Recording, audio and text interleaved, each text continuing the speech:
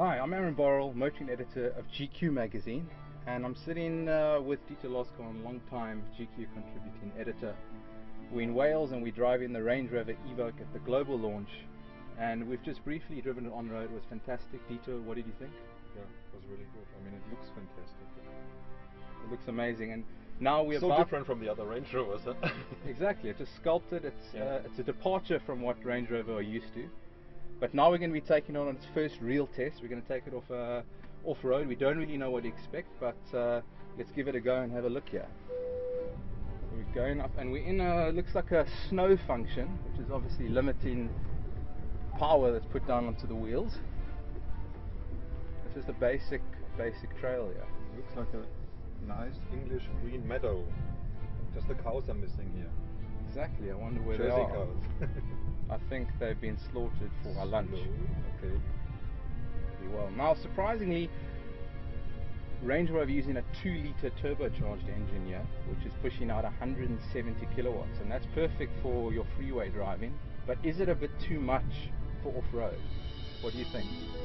Well, so far it's working well, but it's very easy off-road. I mean, there's nothing difficult yet. Not slippery. Now, what's interesting is that this car's been based on the Freelander. It's a little lower, a little shorter, and it can be, in certain spec levels, a little lighter. Okay, so the first real test, it's a little incline, grassy, a little slippery. Let's see how she does.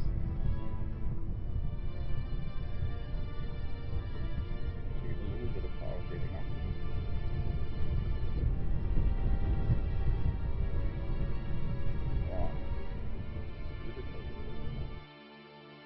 So what we're doing now is we're going to be using the yield descent feature, and apparently all I need to do is steer and the car will do everything else by itself. Now we are going over the edge. A little uneasy, so let's see. My foot is off the brake. And my foot is completely off the brake, and it's... Okay, that's impressive. This is really impressive.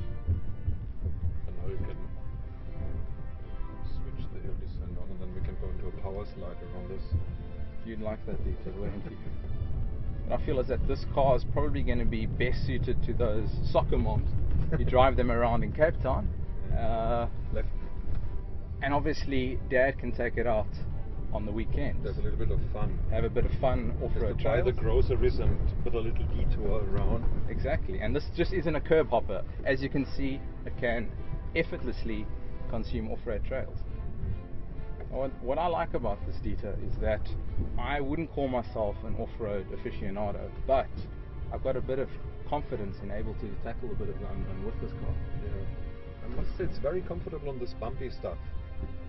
The seats are nice. The seats are very... holds you in place. They're very sporty. I wonder if it has something to do with the damper settings or shock absorber setup.